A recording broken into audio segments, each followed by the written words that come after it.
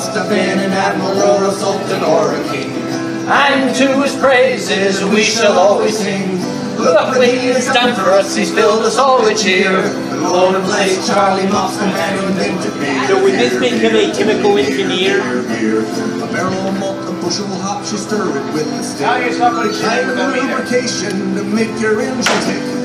40 pints of Wabane will keep away the grouse. It's only 8 pence happening in 1/6 in packs. 1, 2, 3, 4. He must have been an admiral or a sultan or a king. And to his praises we shall always sing. Look what he has done for us, he's filled us up with cheer. The Lord bless Charlie Mox, the man who invented beer. Beer, beer, tiddly beer, beer, beer. The Lord bless Charlie Mox.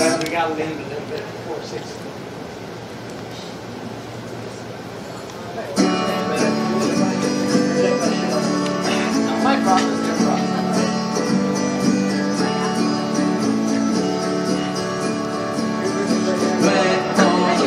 Bog in the bog down in the valley, oh. Way, oh, the rattling bog in the bog down in the valley, oh.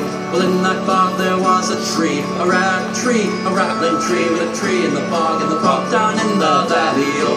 Way, oh, the rattling bog in the bog down in the valley, oh. Way, oh, the rattling bog in the bog down in the valley, oh. Well, on that tree there was a limb, a rattling limb with a limb in the tree in the bog down in the valley, oh. Way, oh, the rattling bog in the bog down in the valley, oh. Way, oh, Boys, I need a connection! Down in the valley, oh. Well, on that limb there was a branch, a rattling branch with a branch and a limb and the tree in the bog down in the valley. Now try getting 16 kids to sing it. Down in the valley, oh. Well, on that branch there was a twig, a rattling twig with a twig in the branch and a limb in the tree in the bog down in the valley, oh. Way, oh, the rattling bog in the bog down in the valley, oh. Way, oh, the rattling bog in the bog down in the valley, oh. Well, on that twig there was a nest, a rattling nest with a nest and a twig in the branch and the limb in the tree in the bog down in the valley, oh. Way, oh, the rattling bog in the bog down in the valley, oh. Way, oh, the rattling bog in the bog down in the valley, oh. There was an egg. I got Irish in my blood. An egg with an egg in the nest and a twig and the branch and the limb and the tree in the bog down in the valley, oh. Way, oh, the rattling bog in the bog down in the valley, oh. Way, oh, the rattling bog in the bog down in the valley, oh. In that egg there was a bird, a rattling bird in the egg in the nest and the twig and the branch and the limb and the tree in the bog down in the valley, oh. Way, oh, the rattling bog in the bog down in the valley. Everybody! Way, oh, the rattling bog in the bog down in the valley, oh. On that bird there was a feather, a rattling feather, the bird in the egg and the nest and the twig and the branch and the limb and the tree in the bog down in the valley, oh. Way, oh, the rattling bog in the bog down in the valley, oh. Way, oh, the rattling bog in the bog down in the valley, oh. On that feather there was a flea, a rattling flea, the feather, the bird, the egg and the nest and the twig and the branch and the limb and the tree in the bog down in the valley, oh. Way, oh, the rattling bog down in the valley, oh. Way, oh, the rattling bog down in the valley, oh. On the flea there was a rattling bird, the egg and the nest and the twig and the branch and the limb. Time, please. What time is it? Time to start. Shit! No, God, fuck! I'm not late. We need a thing. All right. Here's a bunch of science, ladies and gentlemen. These are the science that we have. Yeah, and we're getting a cable to project the science onto the screen. Apparently, somebody thought it would be a good idea to have a panel that involves a significant amount of drinking ahead of this one. And I'm still in that panel. Oh, it's the AV guy! Let's hear for the AV guy! All right!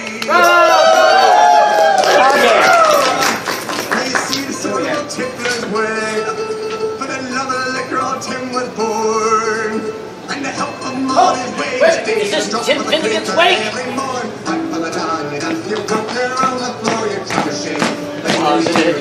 Yes, we had lots of fun at Finnegan's Wake. One morning Tim felt rather foul. His head felt heavy, which made him shake. He fell from the ladder and he broke his skull. They carried him home, his corpse to wait. Oh, I ain't there yet. Are we there? All right, bravo! With a bottle of whiskey and his teeth. Close enough. I like it. One for the dog, and your partner on the floor, you're trying to shit. Bend the knee over the tree, they tie and lots of fun, you're getting his weight. Why? His friends assembled at the wake, and Widow Finnegan called for lunch.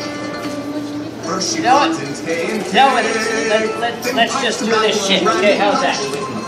Hey! Oh! Such a nice clean corpse did you ever see? I'm all small. What's going on here? Asian! Yes, we need an Asian! Kage, Probably close enough. the fight is not the only thing that's small. You're playing like him. Okay, AB guys, the hell's going on here? Oh, hi. You're here. I thought you were there.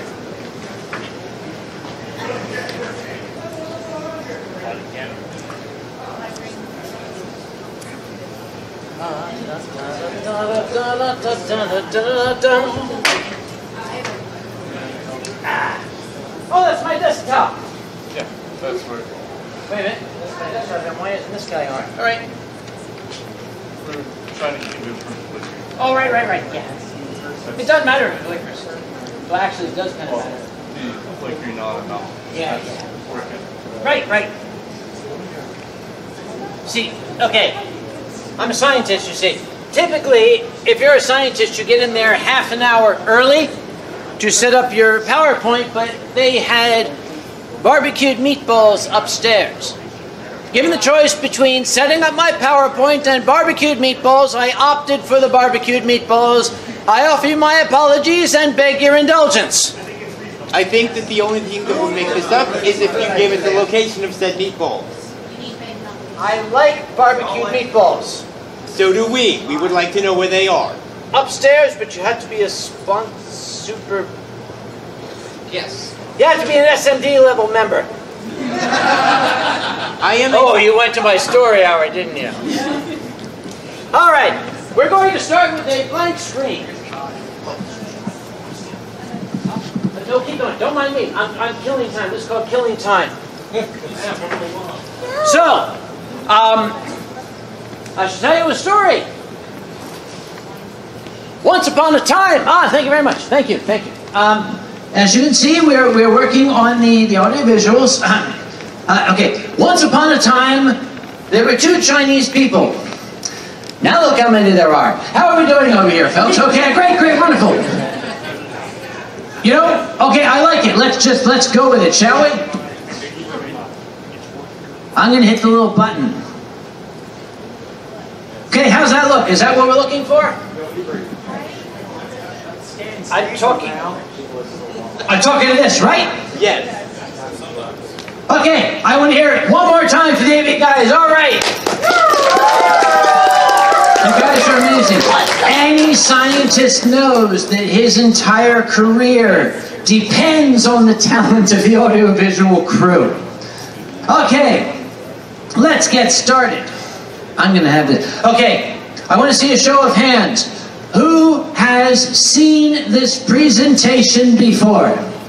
It's the same presentation. It hasn't changed. Good. Who has not seen it before? Very good. Thank you very much. There will be a test at the end.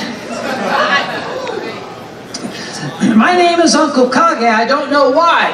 Outside of furry fandom, they call me Dr. Samuel Conway. I have a doctorate in chemistry, PhD from Dartmouth. I used to teach chemistry lectures years ago when I was younger. When I taught my lectures started at 8 a.m. I had the morning course. At exactly 8 o'clock, when the chimes of the bell tower started at 8 o'clock, I would have the doors locked. People learned they did not come late to my lectures.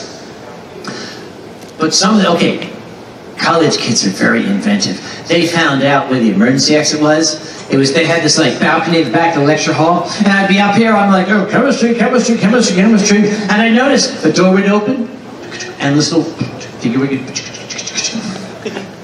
I got wise to that. When I saw the door open, I said, all right, at this point, I would like everyone to kindly close your books. We're going to have a quiz on what we have learned up until now in this lecture. This will be 25% of your final grade. You were an evil motherfucker. No, I am a douchebag is what I am. And that's what the students called me. But you know what? They learned. My students learned. I still get emails from some of my old students from 25 years ago saying we still remember. And no one ever fell asleep.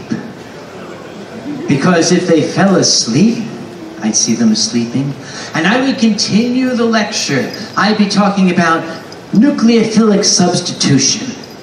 And I would say that one of the best nucleophiles we have out there for nucleophilic substitution is the fluoride anion.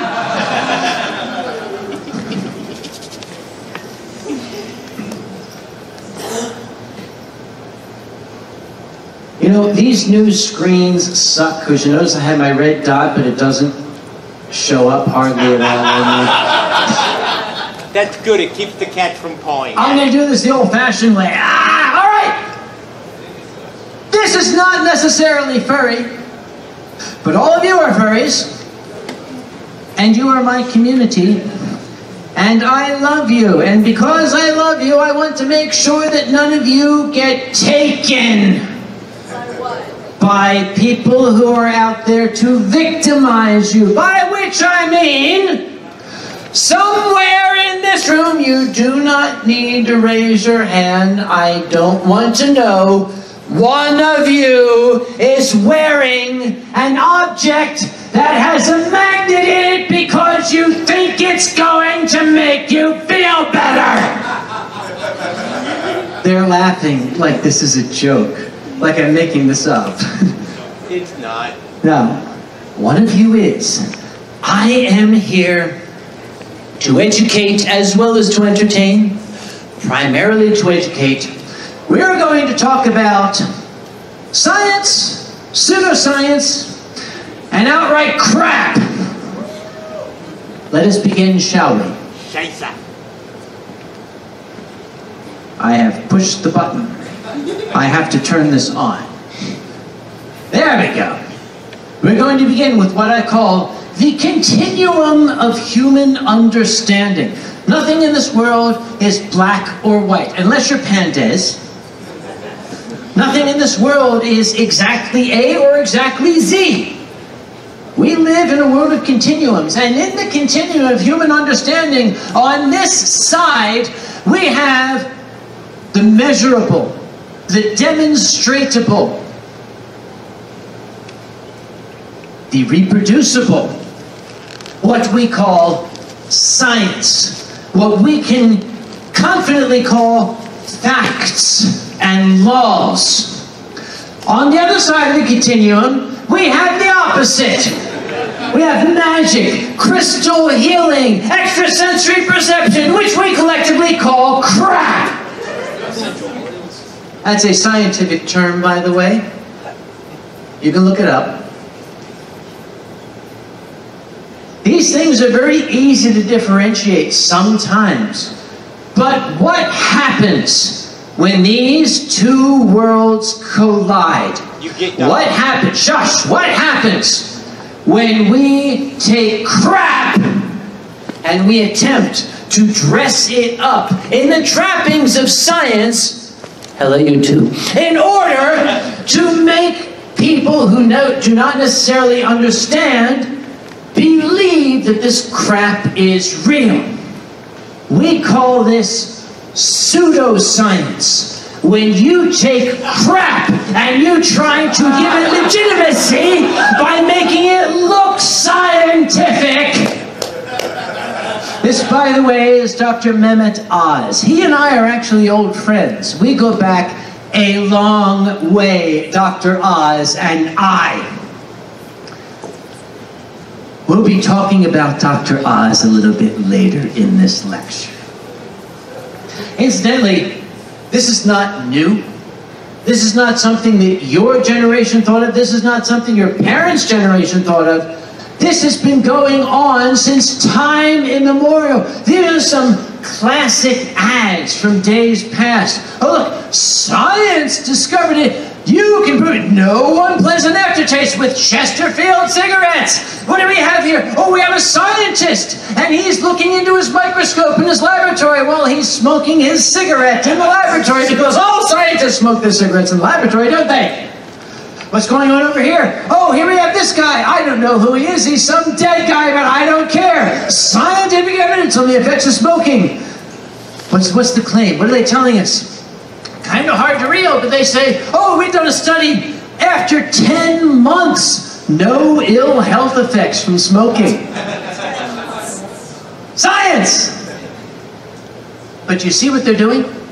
They're using the imagery, the language of science in order to try to make what they're selling you look legitimate. But what they're selling you is not legitimate. They have this window dressing on here attempting to fool you. I'm going to give you two statements. This one, take this magic charm that contains mystical powers that will make all of your pain vanish forever. Compare that to this. This clinically tested device can reduce pain up to 98% by realigning the natural electromagnetic impulses of red blood cells, thus improving circulation. These are the same sentence. These say the same thing. But this one uses science-y sounding words to try to make you believe that it is true, because look how science-y it is. By the way, the joke is, this is not a joke.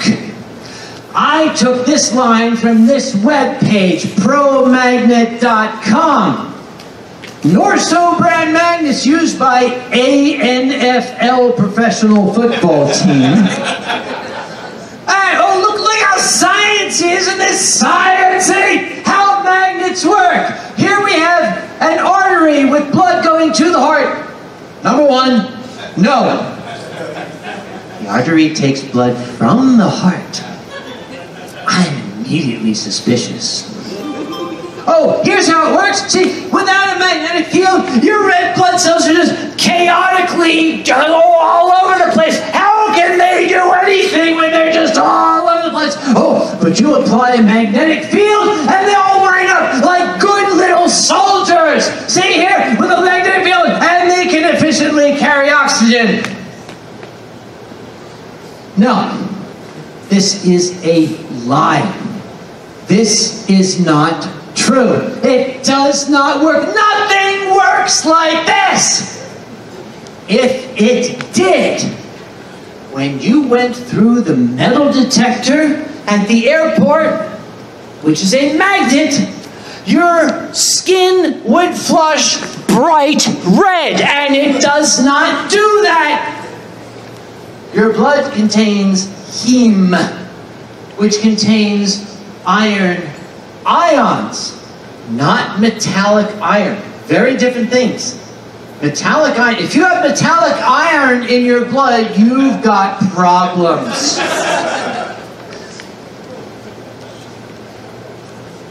Now, this is not new. Remember I said we didn't invent this, this is not our generation? This goes back a long, bloody time.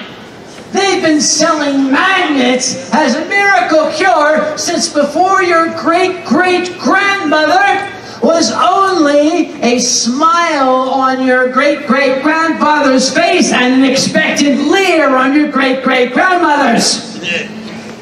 Some of you got that. Oh, over here. Oh, Professor Veltmer. Notice, professor. It must be true because he's a professor, right? Veltmerism. Oh, cured by Veltmerism. That's magnetism, by the way.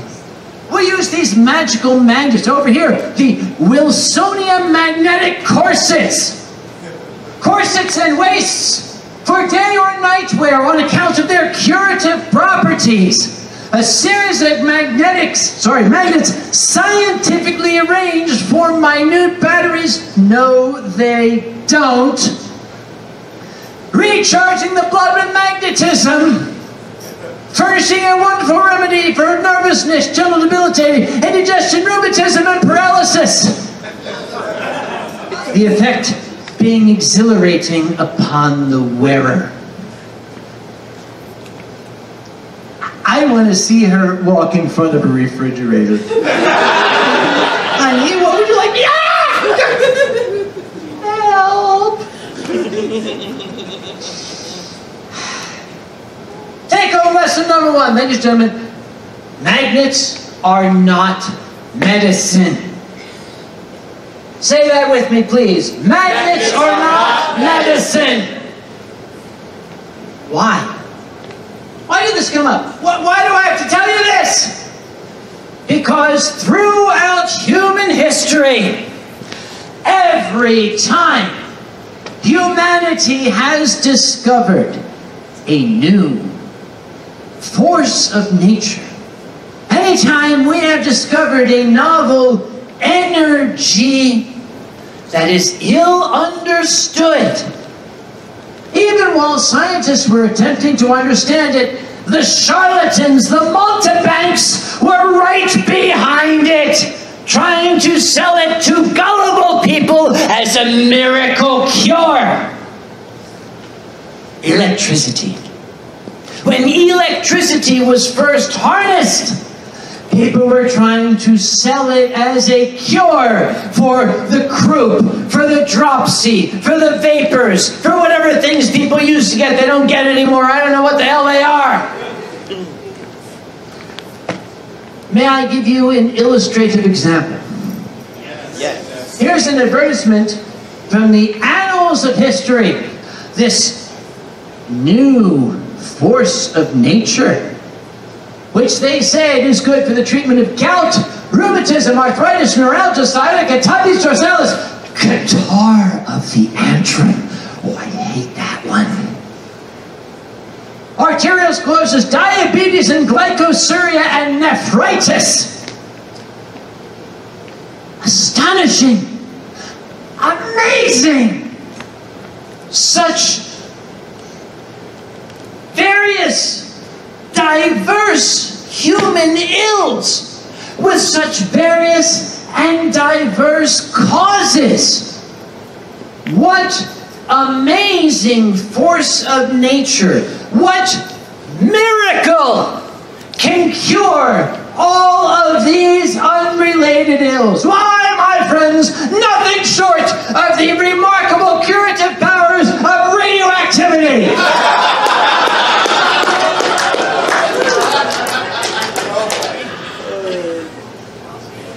The effect being exhilarating upon the wearer. See this? You used to be able to find these in antique shops until about 15 or 20 years ago. I don't think you can anymore because these things are screamingly radioactive. Cool. This is the revocator. They were very common back in the 1920s and thereabout. It's an earthenware urn, and it has been lined with a glaze made from either uranium or radium ore. Nice. The idea being you would fill it with water, and the water would become infused with the curative energies of radioactivity, and you would pour yourself 1 teacup full in the morning and 1 teacup full in the evening, and you would imbibe it, the effect being exhilarating upon the imbiber. People bought this crap. Okay. Nothing cures multiple unrelated conditions. Remember that list? diabetes, nephritis, tabes dorsalis, the vapors, the dropsy, the croup, catarrh of the antrum. That, by the way, is a stuffy nose, if you speak Latin. Isn't death the only cure them? Oh, the healing powers of radioactivity would certainly cure your catarrh of the antrum. You would have no worries about it ever again. A take-home assignment I don't have listed here. Go home, go to your Googles, look up the tragic, tear-jerking story of the Radium Girls. Oh, yeah. Some of you have already. Okay. Nothing cures multiple unrelated conditions. For those of you who've seen this presentation before, I have a new slide. It's a new slide. Because I found this in the annals of history. This was sent to no less than Mark Twain. It cures bronchitis, measles, mumps, hemorrhage, tapeworm, eczema, skin disease, influenza, oak poison, tumors of the body, cerebral spinal meningitis, dandruff, corns and bunions, appendicitis, and diabetes, dysentery, dyspepsia, and diarrhea, which must be related because they all start with the same letter. This was sent to Mr. Mark Twain shortly after his wife and daughter had died. Mr. Twain wrote back to the person who sent it to him. And this letter, which is reproduced here, it's a little difficult to read, so I have taken the liberty of showing an excerpt from it. He basically goes on to say, "Dear sir, your letter is an insoluble puzzle to me. It shows a certain level of intellect." But he goes on to describe the ad. The advertisement, I just said, "The person who wrote that advertisement is without doubt the most ignorant person alive on the planet. Also, without doubt, he is an idiot. An idiot of the 33rd degree and a scion of an ancestral procession of idiots stretching back to the missing link." You don't fuck with Mark Twain. I'm sorry, children, if you're in the audience, if you don't like that word, you can leave now. And if you do like that word, don't blame me, parents. If you see something that claims to cure a lot of surprisingly unrelated, diabetes and dandruff, they're lying to you. Nowhere in the annals of human history has science been more perverted and bastardized than in the field of human vanity. 1923, my hair is falling out. I'm going bald. Who can help me? Well, what do we have here? We have the thermocap. Here we have Professor Conehead in 1923 wearing his thermocap. I'm sorry, that looks like a torture device more to me. I mean, look at that shit. Jesus Christ. The thermocap applied infrared radiation to the scalp. For those of you who are not scientists, that means heat. It heated up your scalp. And I guess in heating up the scalp, it made it more fertile and made the hair want to sprout. It did not work. Professor Conehead did not grow hair, and he angrily tried to track down the inventor of the thermocap, but the thermocap had taken his $85 million and moved to Argentina. Wait, wasn't the... Years went by. Suddenly, in 1939, we see the Crosley-Survac. If the mystic power of infrared radiation does not grow hair, then surely the mystic power of the vacuum will grow hair. This is the Cervac vacuum helmet. You put this thing on your head and apparently it sucks the hair out of your scalp. No. That's the only thing. Oh, by the way, this is the home model. Yeah, look, it's the same as the original professional model, only more compact. You can rent this thing. Hundreds of thousands of worried men purchased the Crosley Cervac and all they got was head hickeys out of it. And they went looking for Crosley, but Crosley was living in Argentina with the inventor of the thermocap. So time passed. Men continued to suffer. Baldness was still a plague upon the vanity of man until arose this. If vacuum doesn't work, if infrared radioactivity, oh hi, pour that shit for me, please. If infrared radioactivity does not work, let's try lasers. Surely lasers will grow hair, right? This is the Theradome laser helmet. You can buy the laser helmet. Oh, it's amazing. Oh, look, let's see what the laser helmet has to offer. It has a master switch. Every laser helmet needs a master switch. It has proximity sensors. You can't do without those. It has a built-in speaker, so it can talk to you, I guess. Oh, it has soft rubber pegs. It's got a battery. It's got charging pins. The laser, an amazing force of nature, a little understood energy of the universe. Surely it is good for you. Do you see this? It is FDA cleared. Does that mean it works? No. Why? Because FDA cleared does not mean FDA approved. FDA cleared is a legal term. I really wish I had Boozy Badger with me right now. FDA cleared is a legal term which has a specific meaning. It means this and only this and nothing more.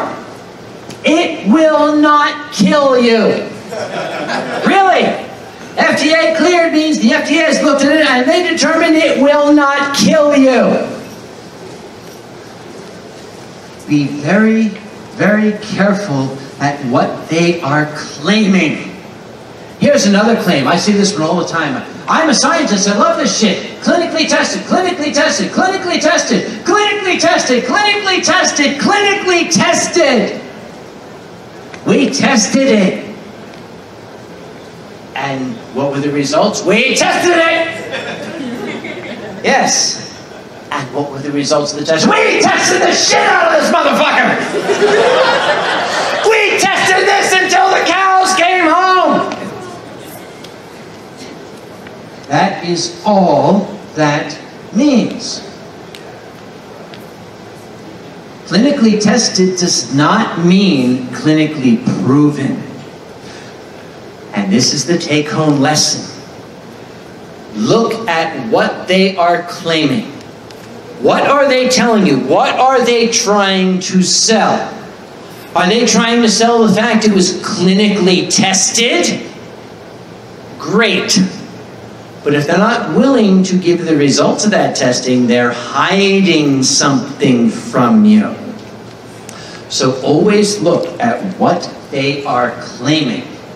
I got very, very curious about the Theradome laser helmet. So I went to the web page for the Theradome laser helmet. And I looked at this. This might be a little bit difficult to read. Hair loss might soon be a thing of the past, thanks to a group of presumably brilliant people, including a NASA scientist. Remember I said dressing up crap in the trappings of science. They've dedicated their lives to the health of your hair follicle. Isn't that nice of them? They have thrown away their entire lives just for your hair. Aren't they magnanimous? Does it work? Apparently it's been proven to grow new, healthy hair, doubling blah, blah, blah, blah, blah. Let us examine the claims in this statement. Hair loss might soon be a thing of the past. It seems they might have found a cure for thinning hair. Apparently it's been proven to grow hair by presumably brilliant people. But when I made this slide, then I saw this. Remember what I just said? FDA approved does not mean FDA cleared. It was FDA cleared before. How did it become FDA approved? This is how. The United States Food and Drug Administration, a number of years ago, came up with what they called the, okay, I'll skip to the, I'm a pharmaceutical chemist, so I can spend 25 minutes explaining this shit to you, okay? Here's the bottom line. We want to make it easier for people to get generic drugs to market. If I want to market aspirin, the original marketers of aspirin had to show that it was effective, had to show what the dose was, had to show that it was safe, had to demonstrate all sorts of stuff. Well, if I'm also marketing aspirin, there's no need for me to prove it's safe. We've already shown that it's safe. There's no need for me to prove it's effective. We know that. There's no need for me to show what the dosage is. We know that. So we can put in what we call the abbreviated new drug application, the ANDA. The intent was to make it easier to get generic drugs to market. But the charlatans were right on our heels. Because they said, oh, we can game this system. This is what we call the 510K. Nothing to do with your 401K. The FDA says, all right, you want to market this? You have to demonstrate that it is substantially similar to the one that's on the market. But they don't explain what parts of it have to be similar. You see, lasers can be used to grow hair under very specific circumstances, and only for androgenic alopecia, which is one of dozens of causes of hair loss in human beings. It has to be carefully controlled. You need a multi-billion-dollar laser to actually grow hair on a human head, presuming that the hair loss is caused by androgenic alopecia. We're all clear, are we? So, what do these people claim? Here's their claim. Well, it has the same intended use as the multi-billion-dollar laser. We want to grow hair. It has the same indications. We're going to use it the same way the multi-billion-dollar laser. It has the fact that we're going to deliver treatment to the entire scalp, which is what the multi-billion-dollar laser has. It has the same treatment schedule, twice a week for 6 months, just like the multi-billion-dollar laser. For those reasons, and for those reasons only, the laser helmet satisfies the definition of substantial equivalence. In other words, it looks like the multi-billion-dollar laser. Therefore, it is equivalent.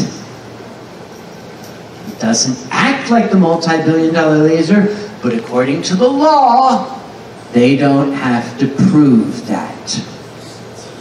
Let's talk about this gentleman. This gentleman I mentioned and we go back a long way. Dr. Mehmet Oz and I are very, very old friends, and we do not necessarily see eye to eye. Dr. Oz, for many, oh my gosh. I'm sorry, that's a graphic from the first slide. I'll fix that later on, okay? Dr. Oz, for many, many years, was pushing this miracle weight loss remedy, Garcinia cambogia. Oh my goodness, doesn't that sound sciencey? It's very Latin. Excuse me.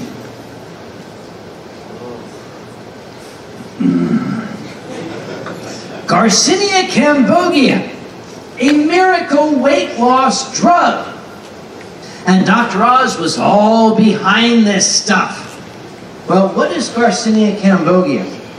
It is an extract of a nut, which only grows in Cameroon. Apparently, according to Dr. Oz, you can ingest the extract of this nut, and with it, you can eat anything you want to and won't gain weight. Isn't that the panacea? Isn't that the miracle magic pill that human beings have been seeking since time immemorial? The magic pill. I swallow the magic pill and I can eat ice cream and pasta and all sorts of junk. And I won't get fat. And I won't have to diet. I won't have to exercise. How does it work? Well, according to my old friend Dr. Oz, it increases the levels of serotonin in the body naturally. Well, that got my attention. Anybody here ever been on an antidepressant? Anybody here ever heard of the term serotonin uptake blocker? Yep. Serotonin is a brain chemical. It regulates mood. It regulates our sense of well-being. If you have clinical depression, there are certain remedies that you can take to adjust the levels of serotonin floating around in that gray mush inside your skull to make you feel better. But it is a very, very carefully controlled experiment. The doctor has to monitor you, has to make sure the dose is right, because if the dose is not correct, it can either not work or it can make you manic. You don't tick with serotonin if you don't know what you're doing. What else does it do? It blocks the enzyme citrate lyase that provides instructions to the body to create fats. In other words, it tells the body, I'm eating fat and carbohydrates, don't make me fat. But doesn't that sound very sciencey? You know, citrate lyase, it's the name of this wonderful thing. Okay, I'm a scientist. I don't just wear this coat, I earned this coat. I went to Science Google, also known as the National Library of Medicine, and I looked up information about Garcinia cambogia, and I came across this review of the various studies done on Garcinia cambogia. Here was the conclusion. Can you read that? No, I'll make it bigger for you. It protects against high-fat diet-induced obesity. In other words, it protects you from getting fat, from eating a lot of fat, but it induces hepatic fibrosis, inflammation, and oxidative stress. That's how it works. It's poison! What a remarkable breakthrough of medicine! Who would have thought it? Shed all those ugly pounds with strychnine. Yep. You too can lose weight with cyanide. Yep. Slim down to your ideal weight with the AIDS diet plan. Don't go, there used to be such a thing. They had to change the name. So, That magic pill, if it is too good to be true, it's not. There are no miracles. There are no magic pills. There are no easy answers. There is no way to get benefit without effort. That's your take-home lesson. By the way, how could Dr. Oz, my colleague, who is an actual surgeon at an Ivy League institution, how could he knowingly push this stuff that is a poison that causes harm? How could he push it unless he knew that there was no actual Garcinia cambogia in those pills? Is that a possibility? That's not for me to answer. That was for Congress to answer. Nothing made me happier in my pants than to see this picture. I called Mehmet up and said, "Hey Mehmet, it's Sam, guess what? Fuck you!"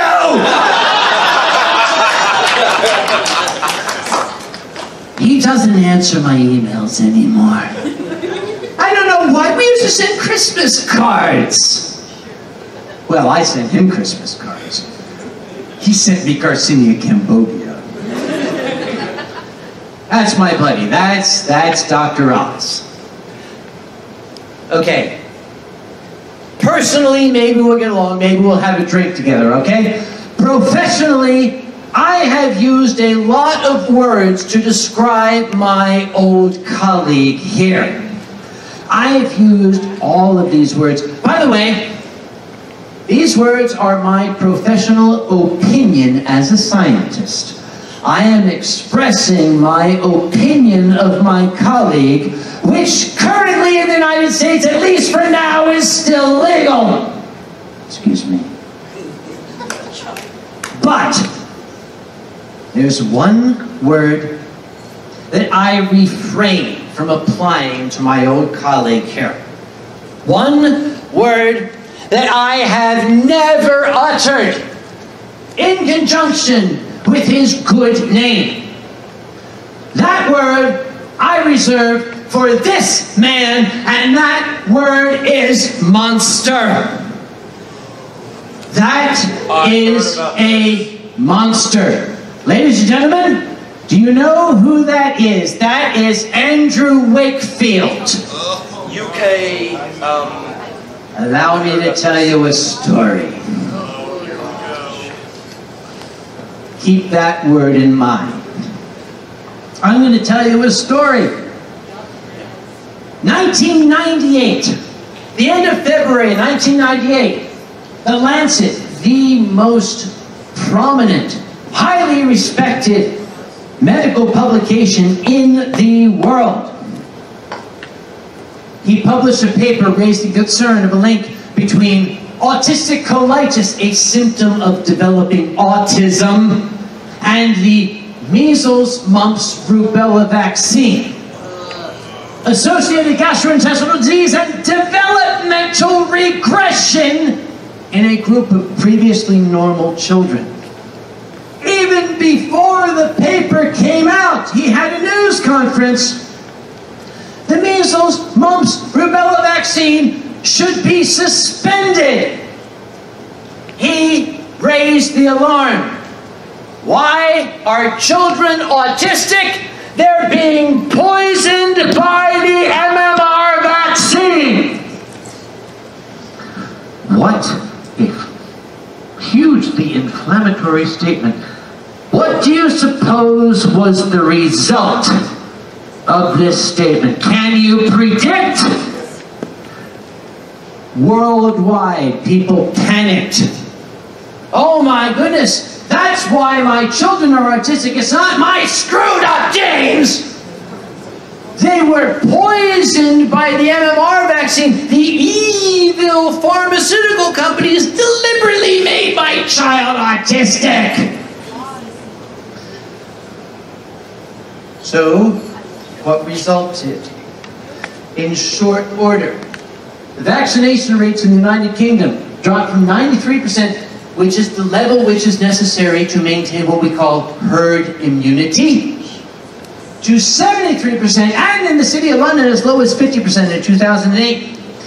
Measles was declared endemic in Great Britain for the first time in 14 years after we had almost wiped it out. Measles was almost done and gone. And then this happened. Mumps in Chicago and Nova Scotia. Measles in the USA. One outbreak in San Francisco traced to an intentionally unvaccinated child. Measles in one county. And in December of 2014, in the happiest place on earth, the great measles epidemic at Disneyland, where you have lots of children all together in one place. Okay, all this shit happened, pardon my French. All this merde happened. But it's the vaccine causing autism. We'll stop vaccinating our children. That should stop autism, shouldn't it? But the rate of autism did not go down. It was unchanged. There was no effect on the rate of autism, whether people vaccinated their children or whether they did not. As a scientist, this is a very important piece of data for me. Now, I, and a lot of other scientists, started looking into this. Let's look at the timing, shall we? Remember I said it was the end of 1998 that paper came out? Oh my God, the MMR vaccine is causing autism. It was only, 18 months before that? Andrew Wakefield was granted almost £500,000 by lawyers who were trying to sue the manufacturers of the MMR vaccine. This money funded this research. In my business, that's a red flag. What else do we have? Only a few months after that, Andrew Wakefield got a bunch of rich people together, and he handed out the, quote, Inventor School Investor 18-1 document. Copies of this still exist today. He got these rich people together in this seminar, and he said, we're going to start a company. We're going to call it Carmel Healthcare, and we're going to market diagnostic kits to sell to people to determine if their children have been poisoned by the MMR vaccine. These assays can command premium prices. The initial market will be litigation-driven testing. As a consequence of the public, political, and legal pressures, the demand will be enormous. May I paraphrase for you? Let's destroy public confidence in the MMR vaccine and then sell people a bogus diagnostic kit. And we'll make a lot of money. And furthermore, we're going to file a patent application 2325856A for a replacement MMR vaccine that I, Andrew Wakefield, will have exclusive control over. Let's destroy public confidence in the MMR vaccine, and then I will introduce the replacement vaccine that the entire world will have to pay me for. Show of hands, please. Have you ever seen, personally seen, a child with measles, or mumps, or rubella? Not a lot. You know why? Because we have that vaccine. I'm old. I remember these diseases. These were not cute little childhood diseases. Measles kills children. Measles cripples children. Measles causes deafness. Measles causes developmental regression. He said in his patent application, it's been shown the use of the MMR vaccine results in developmental regression. I want to point a little thing out, and I want you to consider this. All these parents who say, I don't want to vaccinate my child, what are they saying? I would rather that my child die. I would rather that my child be deaf for life. I would rather my child be crippled rather than have my child be autistic. Think about that, please. What happened to Dr. Wakefield? He had to resign his hospital post because, as he said, my views were unpopular. I had to leave. I wasn't a doc. In 2010, the Lancet, never in the history, oh my God, unprecedented, they retracted the paper saying the claims have been proven to be false. He lied. How did he lie? Remember how we said that those children, those 12 children, had no signs of developmental regression, by which we mean autism, before the vaccine? Most of them did. They were already showing signs of autism before they received the vaccine. I'll let the echoes of that fade away. The British Medical Journal, after Wakefield was stripped of his doctorate and his license to practice medicine, used these words: falsification of data, fraud. Is it possible he was wrong? That he was so incompetent? No.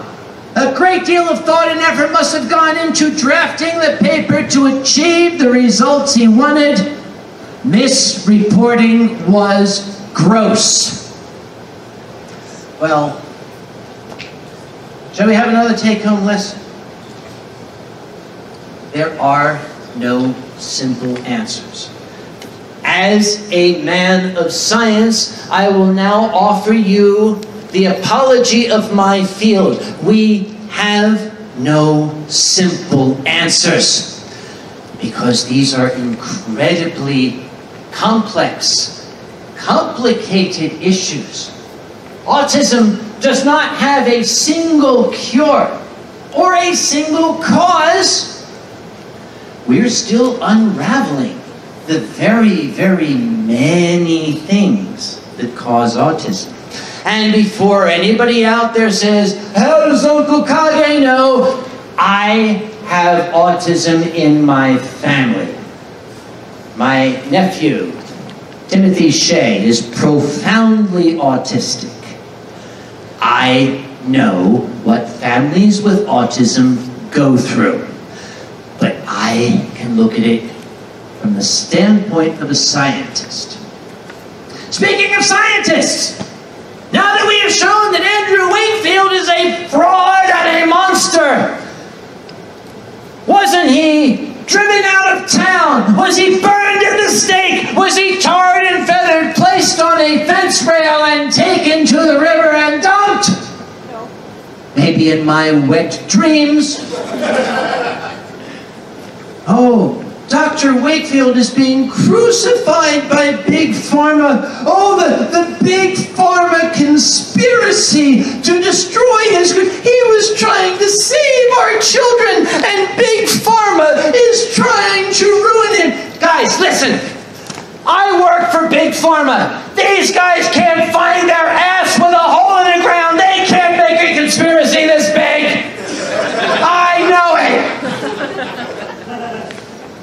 if my boss is watching, don't put this on my review, please. That's coming up in a month. I like it. Anyway, okay. Why? Are these people blind? Are these people stupid? No. No, I'll correct you right now. No, they are not. They're scared. They are desperate. They want an answer, and they are susceptible to what we call confirmation bias. This is a uniquely human trait. Excuse me.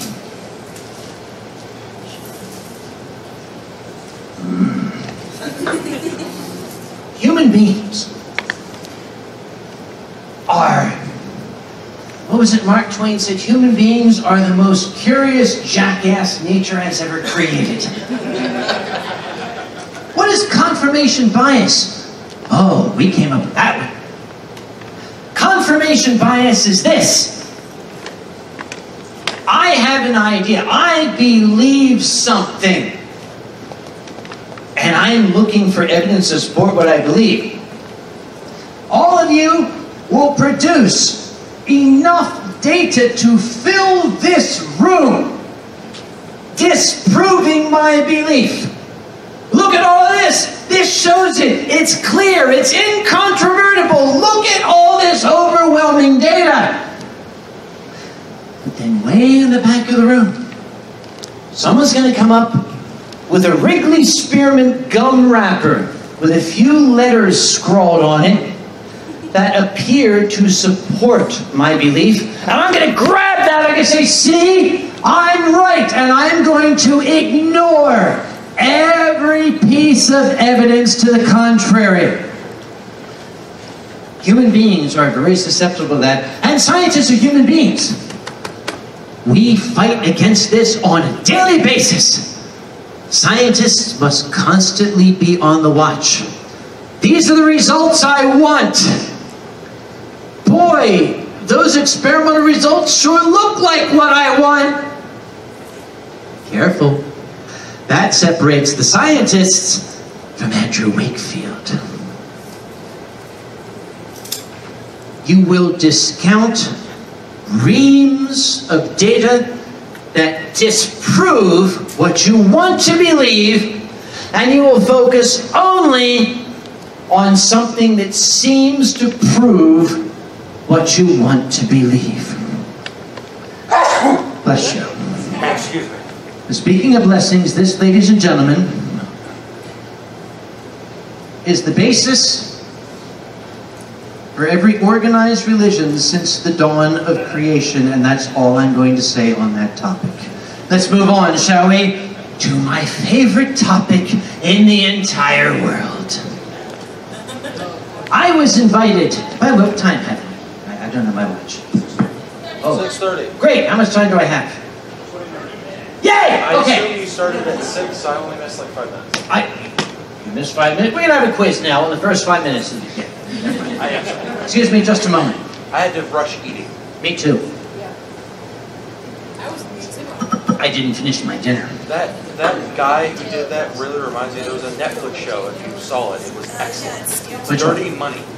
Dirty Money. It was about the pharma thing where that one guy, and from what I heard, it was a particular medicine that enough people had the disease of, but it wasn't like widespread, that the guy jacked up the price from like $6 a pill to like 7,000 or something, and Yep.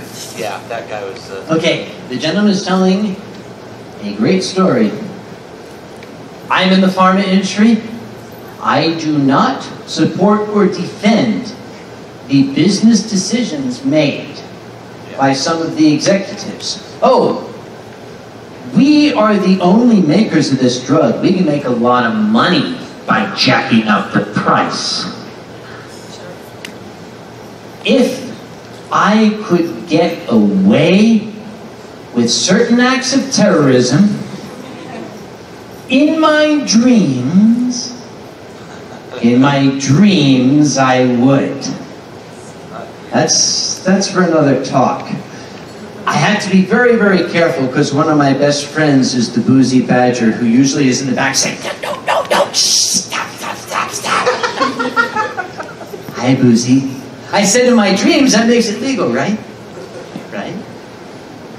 Anyway, I was invited to a furry convention in Melbourne, in Australia. Because you know what I do? I get up here, I get drunk, and I fall down. That's Uncle Kage for you. I got a phone call from Arctic Pete in Australia, in Melbourne, saying, how'd you like to come down here? I said, me, what for? He said, we want to get drunk and fall down. I said, sure, I can do that.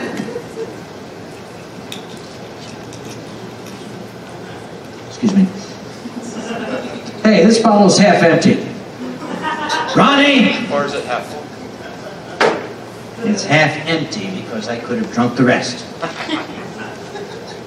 I was flying through New Zealand, or as the Australians call it, New Zealand. And I saw this stuff on a display.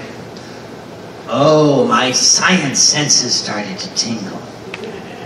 No jet lag! Jet lag prevention! What is jet lag? What is jet lag? I had lots of this shit on Thursday. Apparently, according to these people, jet lag is not just feeling tired. Jet lag comes with an upset tummy. That's odd. Trust me, I know jet lag. I never got an upset tummy because I always bring with me my stomach tonic on every single trip. My tummy is never upset. Except for those occasions when my stomach says, let's reverse the gears, shall we? You've had too much. I'm sorry, what was it? Oh yes, I was in New Zealand. Homeopathic jet lag prevention. Homeopathic product. Oh. Raise your hand if you know what this word means. No, you don't. I'm here to teach you. I remember because you taught me. It's Thank a dilution of stuff in water. Excellent. Yes. Okay. I love it when a student comes back and remembers the answers. Don't give it to the rest of them. Shh. When I ask, okay, what is it? Yeah. It's okay. Just. Because you can smile knowingly when they give you answers. Remember how I said always look at what the claim is? Guaranteed to help you cope with jet lag. Guaranteed to help you cope. Well, if I want something to help me cope with anything, I have it right here in my jet lag prevention kit. Let's examine this word, shall we? I am going to now delve into the topic of homeopathy. This one is very near and dear to my heart. This gentleman I'm going to introduce you to now. That is Dr. Samuel Hahnemann. He lived in the 18th century. That is the 1700s. In an area that is now called Germany. Dr. Hahnemann, who apparently could have benefited from the Therodome laser helmet, was a natural philosopher who became very interested in this little flower. This plant was said to be used by the inhabitants of the New World, specifically South America, as a remedy for malaria. Well, being a good natural philosopher, Dr. Hahnemann decided to do some research. This plant is called, I constantly screw up the pronunciation. I believe it's called the cinchona. If I'm wrong, I don't care. It's my talk, I can call it what I want. We're going to call it cinchona. It's you know, blah blah cinchona bullshit. Okay. The bark of the cinchona tree as an anti-malarial. Let's look at malaria. Malaria is a dreadful disease. It causes fever, tremors, joint pain, and sweating. It's not a pleasant condition to have. And if you can find a remedy for it, especially for European explorers who are visiting South America for the first time. This would be great. So Dr. Hahnemann got his hands on some cinchona bark, and I guess he was gnawing on it. And after gnawing on the cinchona bark, he began to experience fever, tremors, joint pain, and sweating. And he said, but wait, it's supposed to cure these things. But when I gnawed on the bark, I got these things. Oh my God, bright light, yes, I've come up with the law of similars. If it causes a symptom in a healthy person, it will cure that same symptom in somebody who has it. Right? Right? Okay, in other words, if you have stinging and swelling and redness, put some bee venom on it, because bee venom causes stinging, swelling, and redness. Oh, wait, if you have itching, you should put some poison ivy on it, because poison ivy causes itching, so it should cure the itching. Oh, if you have asthma and you have trouble breathing, take some arsenic, because that makes you stop breathing.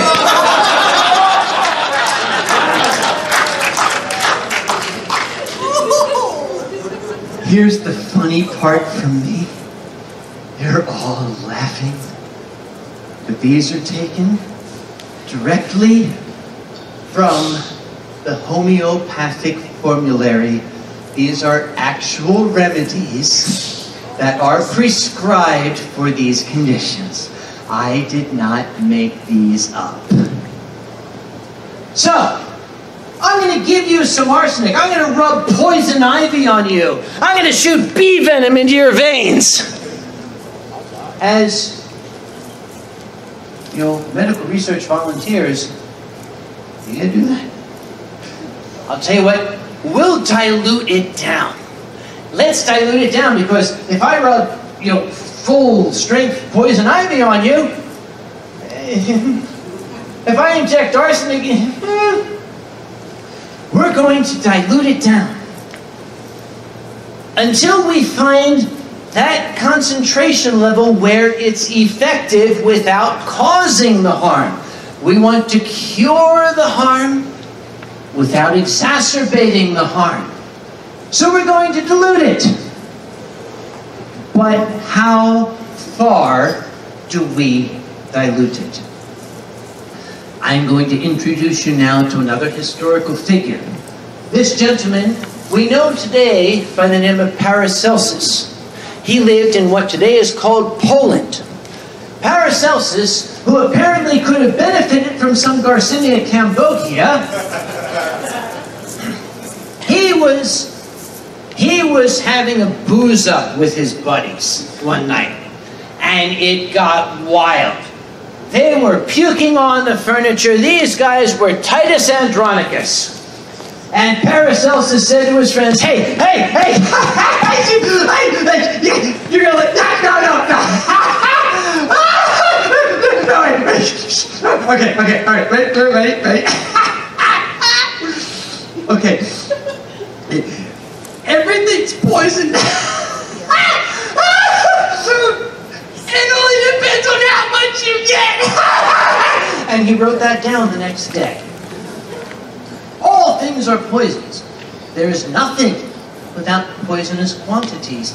It's only the dose which makes a thing a poison. You can take a microscopic quantity of arsenic and it won't hurt you. You take a gram of arsenic, it will kill you. You can take a single grain of aspirin and you'll feel nothing. You take 325 milligrams of aspirin, it will cure your headache. But if you take 325 grams of aspirin, it will kill you. This is what we call today the law of toxicology. Everything is a poison or a medicine, depending on the dosage. All medicines are poisonous in too high a quantity. All poisons are harmless in low quantities. We call that toxicology. Excuse me while I experiment with toxicology. You see, a certain dosage of the stuff in this glass has a beneficial effect. The more I drink, the more beneficial I think I am.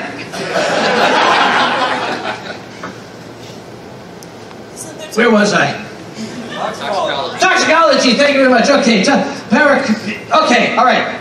Let's get back to no jet lag, okay? Remember this stuff? Yep. I bought some of this. I felt awful giving these people money. But I bought some in the name of science. What's it have in it? Arnica montana, also known as leopard's bane. That's the furry relationship to this talk, by the way. Leopard's bane contains the toxin known as heleniline. It produces severe gastroenteritis. It gives you a monstrous tummy ache. Now remember, jet lag is supposed to cause a tummy ache. So shouldn't something that gives you a tummy ache cure it? It also contains ipecacuanha. You've heard of ipecac? Yes. Contains the alkaloids emetine and cephaline, both strong emetics. You know what an emetic is? Yes. It makes you barf. You take these things, you will spend the entire night talking to Ralph on the big white telephone. It contains lycopodium, which contains the toxin huperzine A, which also produces severe gastroenteritis, and it also contains a bunch of daisies and chamomile. They're just fucking flowers. I don't know why they're in there. They don't do anything, they're just flowers. Makes it natural. See this? Do you see this? 30C. 30C. 30C. You will see all of these in the homeopathic lexicon.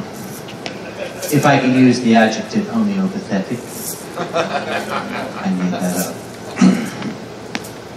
What does that mean? Anytime you buy a homeopathic remedy, you'll see this 30C, 20C, 10C. What is that? Well, this is what C is. C is a dilution of 1 in 100 parts.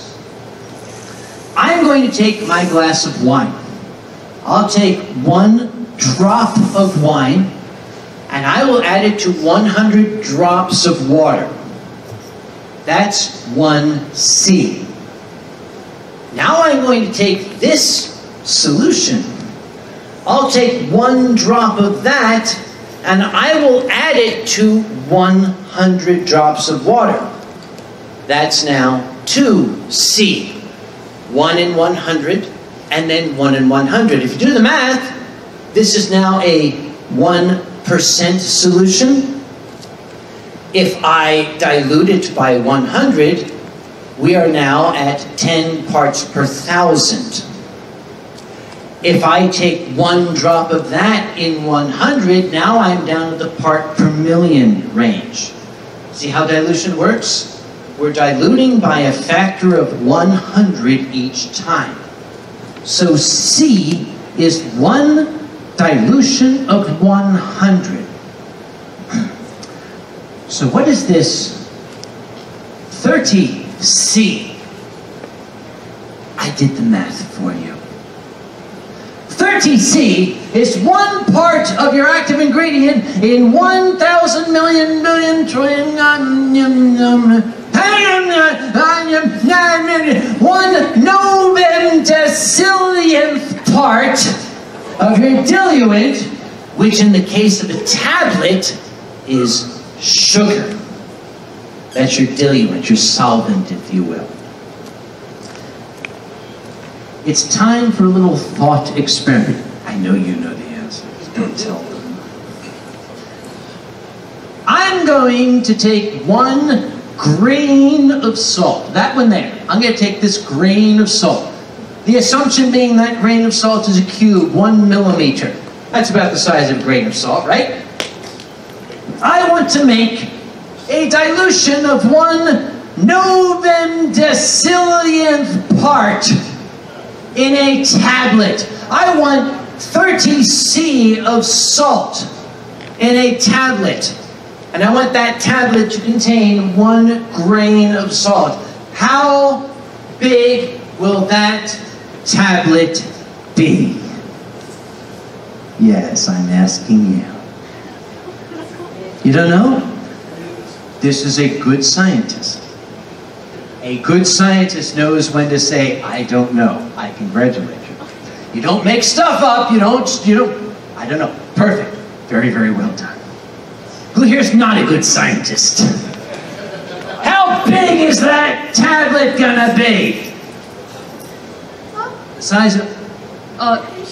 Okay, well, the size of a piece of pizza, are we talking Neapolitan or Sicilian pizza? No, I meant like a pizza, like the size of an entire pizza. Oh, an entire pizza, okay. How about you? I'm going with the frisbee.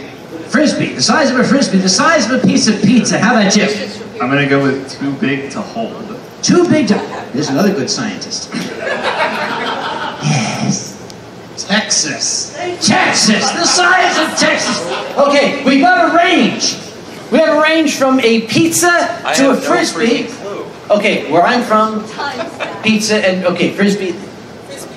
Okay, I'm from Philadelphia. We got big pizza there, all right? But Texas, a tablet the size of the state of Texas? Good guess! In order to have 1 grain of salt at 30 C, your tablet will have to be 134 trillion kilometers in diameter. Let's put that into perspective. That is 18,000 times the distance from our sun to Pluto. Which is a planet, goddammit! That distance is 7 billion kilometers. In other words, our tablet is going to be 4 parsecs, that is 12 light years in diameter.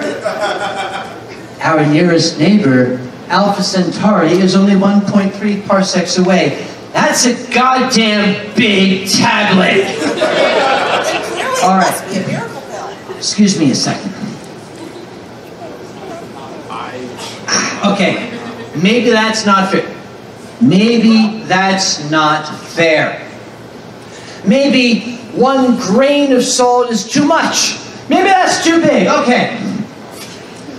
Let's say we want a single molecule.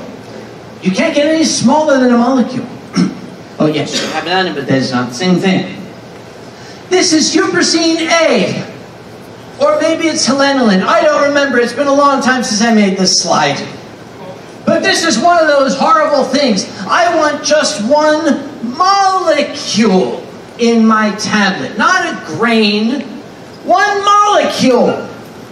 Now, how big is my tablet?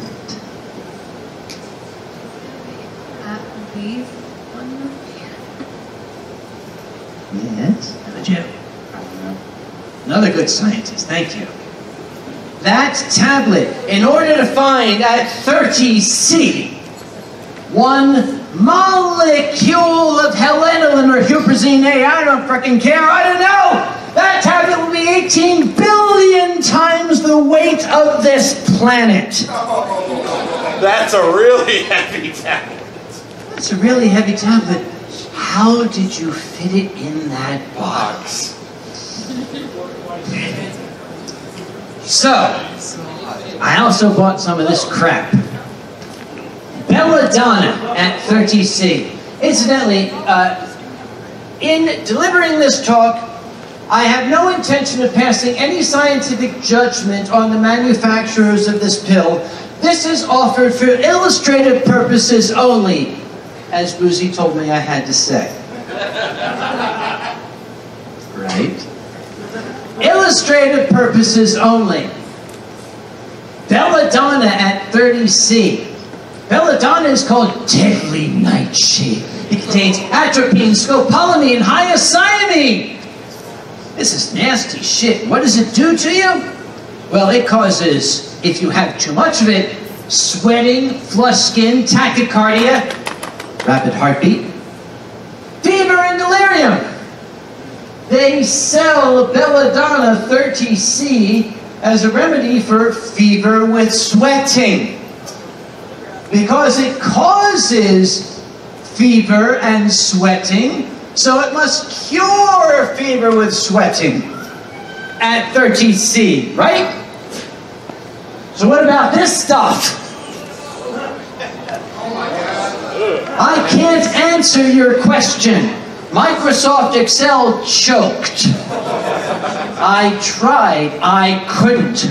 But what I can tell you is that okay, the K is a marketing bullshit, don't pay attention. Belladonna at 200C. That level of dilution, in order to find one molecule of atropine or scopolamine, etc., etc. That level of dilution exceeds the theoretical number of molecules in the universe. You cannot calculate this number. So how can this work? You've got a sugar pill that apparently, oh, give this to you, it's going to cure you. This is my answer to that. So how can it work? Oh, it works. But there's nothing in it. There's no active component. Yes. Somebody actually said it, but placebo effect. We'll come to that in a moment. Right? We'll come to that in a moment. We're going to cover that. See, professors love that when somebody gives an answer. We're going to cover that later. Who's me? That gives us an opportunity to do this. How can it work? There is no atropine, no scopolamine in that tablet. It's not there. It couldn't be. So how does it work? Let's introduce you to this gentleman. He's French, could you tell? This is Jacques Benveniste. I'm sorry, the late Jacques Benveniste. He's dead, I'm sorry. Jacques Benveniste came up with the answer, the solution. It's not the actual scopolamine or atropine itself that has the effect. The structure of biochemicals is impressed on water. The water then displays some of the activity of the biochemical. In other words, the atropine leaves behind an atropine-shaped hole in the water. And it's that hole in the water that has the effect, not the atropine itself. It's the atropine-shaped hole in the water that cures you.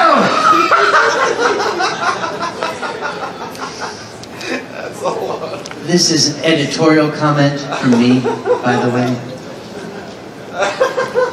The opinions expressed herein do not necessarily represent the opinions of Indy FurCon or its board of directors. Lucy told me I had to say that too. I used to end this talk with this slide. And I had a learned colleague. I gave this in California. And a learned colleague of mine sent me a note saying, I didn't like your talk. I said, but it was funny and I got drunk during the whole thing and it had shit in it. And he said, you're a bad scientist. I said, oh, them's fighting words. Why?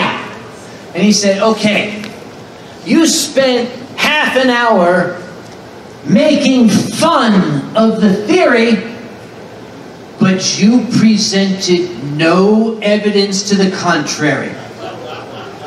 And I stopped, and I thought, and I said, you are correct. And I sent an apology to my learned colleague. I said, thank you very, very much for pointing out the drawbacks in my talk. I should have presented evidence to the contrary. I don't think I should have, but I will. Here we go. Why is homeopathy crap? Okay, here's my evidence. First off, it's based on a lack of understanding about the nature of disease. Remember, it was in the 18th century, the 1700s. Dr. Hahnemann believed that disease was caused by the sora, as kind of an evil spirit that floated through the air. It was called the miasma theory of disease. Disease is caused by ill humors, evil spirits that float through the air. He thought that he could balance the body's humors. Oh, you have, catarrh of the antrum. It's because your body's humors are out of balance because of that evil spirit, by that miasma. If we can balance it back, then you'll feel fine. This was a good theory for 1799. He had no concept of bacteria. He didn't know about viruses. He had no concept what allergies were. We know these things today. We know what causes these diseases. If that theory of infinitesimals is true, then everything is homeopathic. All I have to do is pour a glass of water. Because according to that theory, everything I need is in tap water in homeopathic quantities. I can offer proof. I can offer incontrovertible proof. In this glass of water, I have homeopathic quantities of monotherapy sperm. Why do we have the president we have today? I'm sorry, I promised myself I wouldn't go there. I blame the wine. Furthermore, remember as I said, yes, why pay for it if you can just drink a glass of water? It is contrary to the dose-response relationship which Paracelsus taught us. We can measure that. We can demonstrate that. We can reproduce that. Why does it say on the aspirin bottle, take 325 milligrams of aspirin? Because we can demonstrate that that is the therapeutic dose of aspirin. If you have too much, it will poison you. If you don't get enough, it will not have an effect.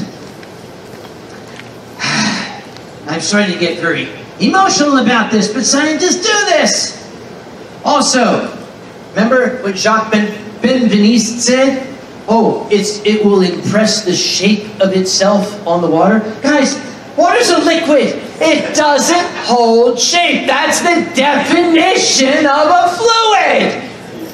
It can't hold a shape, and even if it could, the pill is sugar. It's not water. But sugar is a solid, and that can hold a shape. Until you grind it up, then it's not holding that shape any longer. Excuse me, I'm getting very thirsty. My young friend down here brought up the placebo effect. Can it be a placebo effect? All right. The placebo effect is real. It has been demonstrated that the placebo effect is an actual effect. What is the placebo effect? You can fool the body into believing that it has received a therapeutic agent. However, it has limitations. It only works for pain.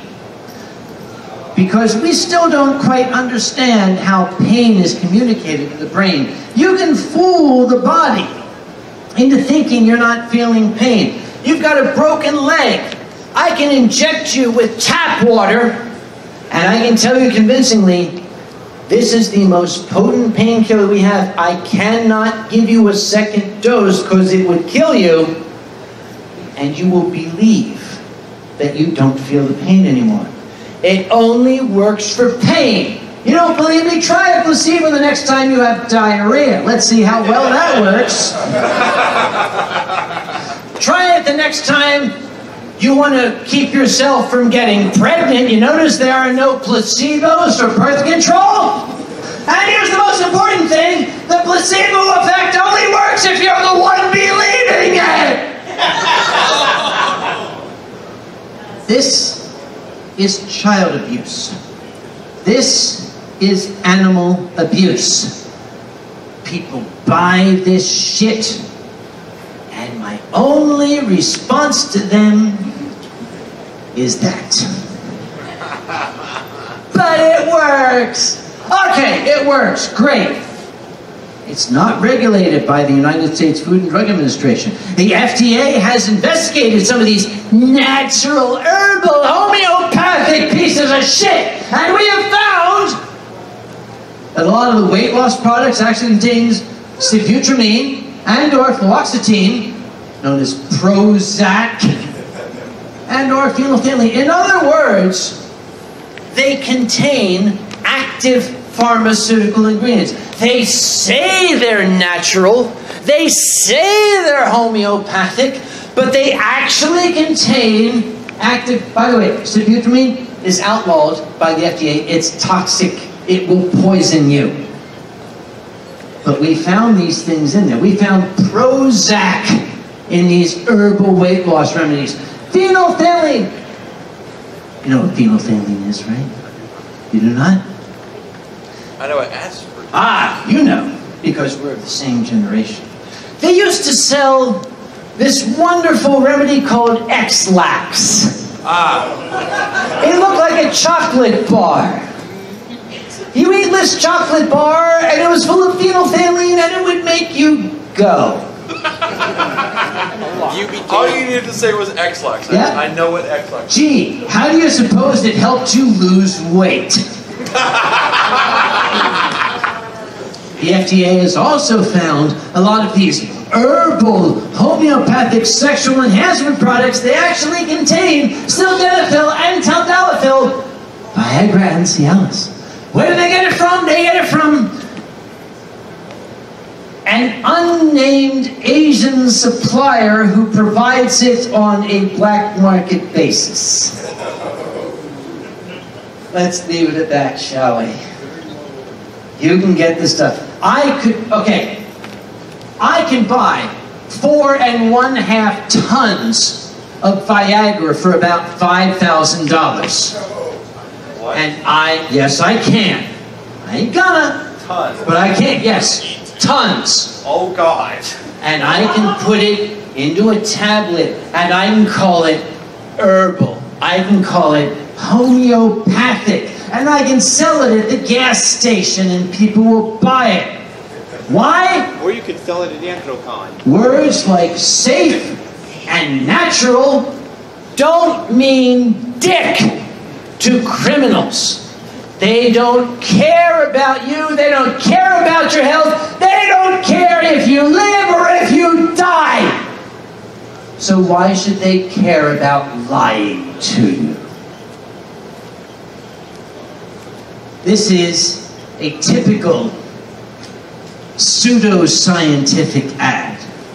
Oh, look, it's got, oh, look, he's obviously a doctor because he's very handsome. He's got a nice tie and a nice shirt, and he's got broad shoulders. Oh, you know he's a physician because he's got his stethoscope thrust around his neck like that. Lipid drill, clinical study, bioscience. This stuff is sugar. This stuff is candy. It's nothing more, nothing less than candy. But when they dress it up like this and make a claim that it's going to help you, this is a multi-billion-dollar industry. And this guy here is partying it up along with the makers of the Theradome laser helmet, the thermo cap, and the Crosley Cervac. Is it harmful? Okay, so they're making money off of gullible people. Is this really a problem for the world at large? Depends on how you look at it. Number one, if you have a critically ill person who puts his faith in this rather than something that might actually save his life, that's a problem. Look up the last words of Steve Jobs. Steve Jobs, the founder of Apple, who died of a particular rather treatable cancer, but he put his faith in shit like this. I don't recall what his exact last words were, but it was something to the effect of, "I should have gone to a real doctor." He died.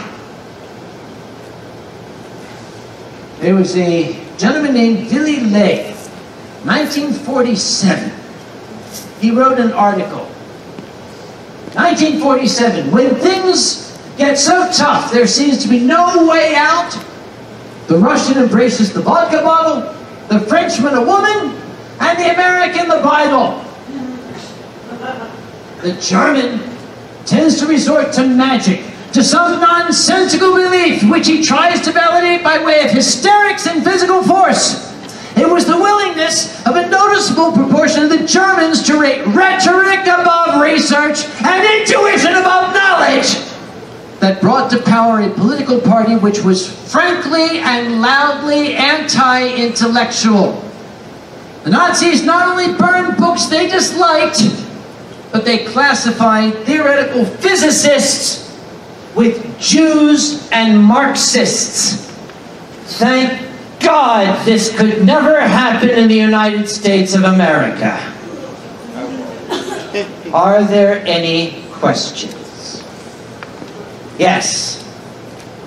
While I was browsing YouTube, Yeah? I came across this panel from EF18, Yeah? in which you made the claim that there is not a pill that can make you taller. There is not a pill that makes you taller, no. There is, however, a human growth hormone therapy treatment that will work in prepubescent adolescents. I am proof of this. There is, the gentleman is correct, there is a human growth hormone treatment that can cause growth in a human being.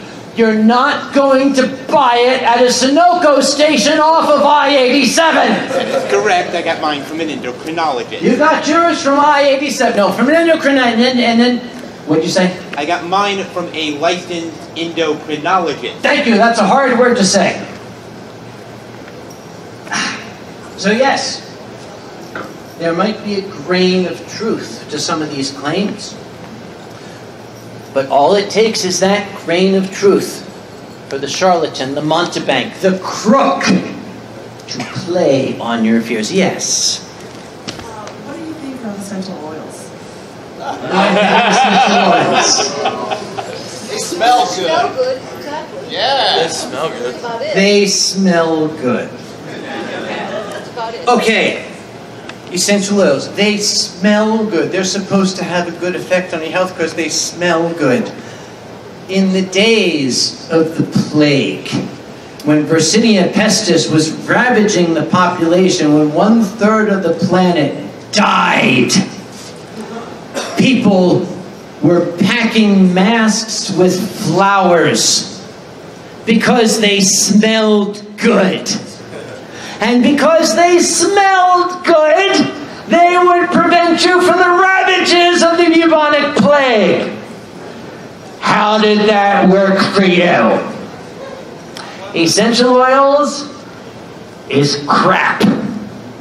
There is no evidence whatsoever, zero, none, nada, nil, that essential oils have even the tiniest beneficial effect on human health. People say, oh, it's alternative medicine. That's nice. What is alternative medicine? Alternative medicine is medicine for which there is no clinical proof of its effectiveness. Alternative medicine for which there is clinical proof of its effectiveness is called medicine! Yes? Oh, I'm sorry. Oh, time. How much time do I have? I'm done! Goodbye, thank you very much!